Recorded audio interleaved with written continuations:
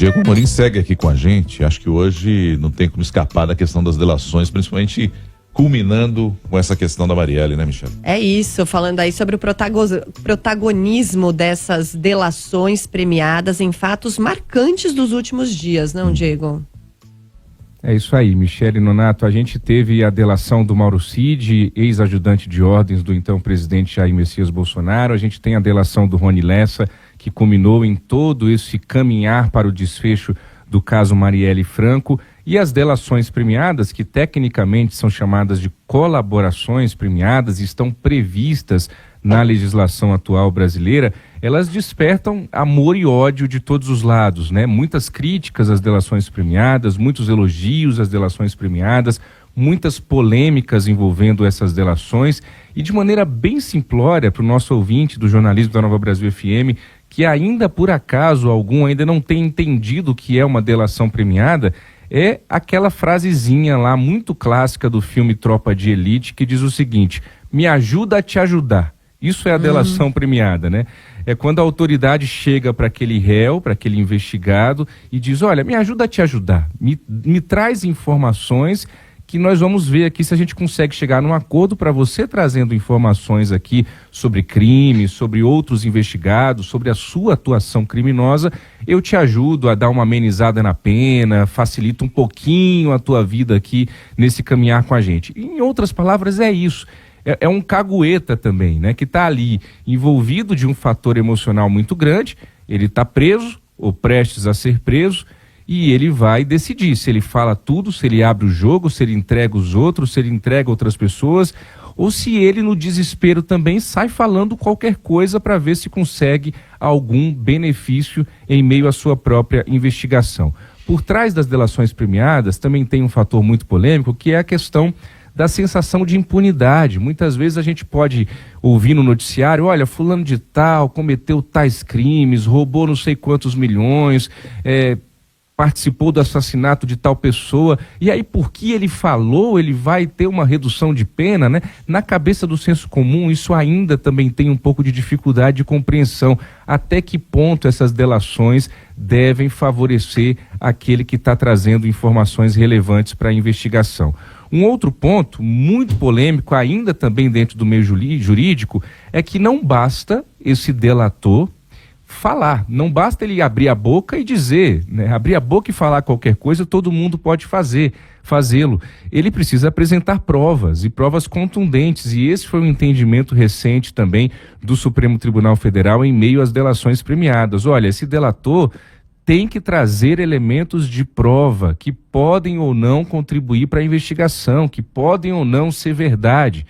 Do ponto de vista positivo, é claro que as delações contribuem para as investigações, Michele Nonato. São testemunhos importantes, geralmente de pessoas que estavam dentro daquele esquema investigado. Isso ajuda, quando ele abre a boca e fala e sai entregando todo mundo, entregando a si mesmo, isso ajuda a cessar a prática dos crimes.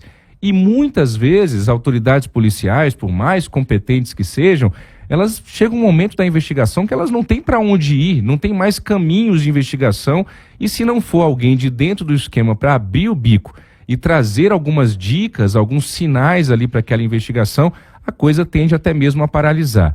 Agora, uma delação premiada não pode virar uma forma dentro da lei, uma forma legalizada de tortura.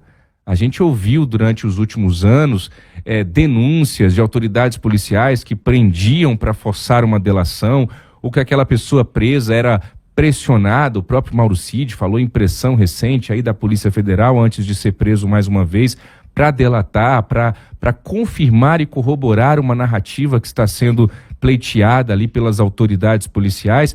Porque no final das contas, para concluir o meu comentário, a gente sabe que as autoridades policiais, sobretudo em casos midiáticos, Michele Nonato, eles são muito pressionados também, essas autoridades são muito pressionadas a concluírem, a chegarem a uma conclusão. Veja o caso Marielle, a gente está há 6 anos esperando essa resposta que nós começamos a ter de maneira muito mais concreta no dia de ontem. Aqui em Brasília a gente teve um crime muito conhecido, o crime da 113 Sul, uma quadra aqui na Asa Sul, no Plano Piloto, recentemente, coisa de alguns anos atrás, e a delegada responsável pelo caso acabou sendo afastada da polícia porque ela estava tão pressionada a encontrar um desfecho para aquele crime. Na época não tinha delação, do jeito que tem hoje, que ela foi até um vidente, procurou um vidente para ver se o vidente dizia alguma coisa sobre aquele crime, e aí depois descobriu-se que ela forjou ali uma testemunha, depois encontrou um mandante que não seria o mandante. Ou seja, trago esse exemplo para dizer que muitas vezes a autoridade policial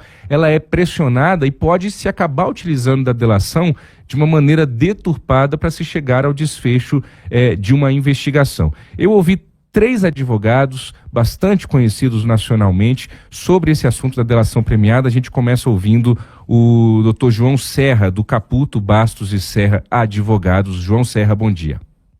Bom dia, Diego. Bom dia, ouvintes da Rádio Nova Brasil. Uma semana que se inicia aí com o assunto recorrente, o assunto da moda na pauta, as delações premiadas. Primeiro, esclarecer que é um instrumento legal, a lei prevê essa prática. Eu acho até que necessário, Diego, porque no combate ao crime organizado não se pode esperar que os demais réus ou os demais delinquentes venham a assumir a prática de um crime. Daí porque o delator se torna importante, ainda que possa ser uma figura moralmente negativa, né? Alguém que dedura, que delata e outros companheiros, mas no caso aí de criminalidade. Portanto, é um instrumento necessário mesmo. Agora, a delação ela precisa ser negociada. Nessa negociação não pode haver, em hipótese alguma, qualquer pressão, qualquer tipo de coação e possa levar a desnaturar o próprio instituto da delação, que é tornar eficaz as denúncias, e que no Brasil, como são meios de prova e não exatamente a prova, como acontece nos Estados Unidos, é importante que se tenha, de fato, uma delação, uma colaboração premiada dentro de padrões rígidos da legalidade e que evitem a discricionariedade do agente que está investigando e daquele que vai homologar a delação. Doutor Alberto Rolo também trouxe a opinião dele aqui para o jornalismo da Nova Brasil FM, às 7h21. Vamos ouvir, doutor Alberto Rolo. A chamada delação premiada, em verdade, tem um nome diferente dado pela lei, que é colaboração premiada. E aí, esse instituto foi trazido por uma lei de 2019, não é tão antiga assim a lei, então por isso é que causa algum tipo de repercussão nos meios jurídicos, né? Tem alguns que acham que ela é válida, tem outros que ainda criticam. Mas a ideia do legislador foi que esta colaboração fosse mais um elemento de prova, mais um meio de prova.